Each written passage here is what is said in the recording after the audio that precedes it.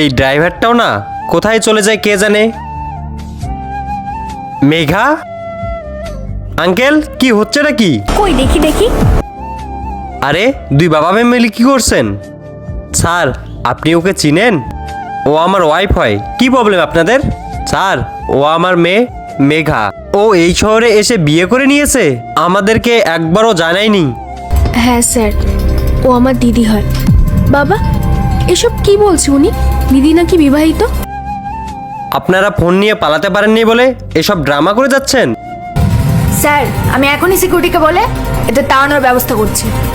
Sir আপনি বিশ্বাস করুন, আমরা না মিথ্যা কথা বলছি না। আমার দিদি না পড়াশোনা করার জন্য গ্রাম থেকে শহরে এসেছিল, তারপর থেকে আমাদের সাথে কোনো যোগাযোগ রাখেনি।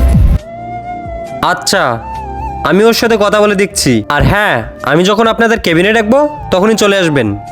এই দুইটা ছবির ভেতর থেকে যে কোনো একটা ছবিকে ভালোবেসে থাকলে ভিডিওটিতে লাইক করে চ্যানেলটিকে সাবস্ক্রাইব করে দাও। আর যদি না করো তাহলে আমি বুঝবো তোমরা ছবি দুটাকে ভালোই বাসো না। আর কমেন্টে লিখে যাও আমিন। হ্যান্ড্রো বলো, কেমন এমার্জেন্সি পড়লো যে এত আর্জেন্টলি ডাকলে?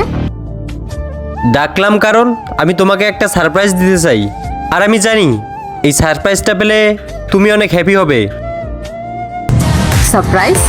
কি সারপ্রাইজ ইন্দ্র? আঙ্কেল আপনারা ভিতরে আসুন।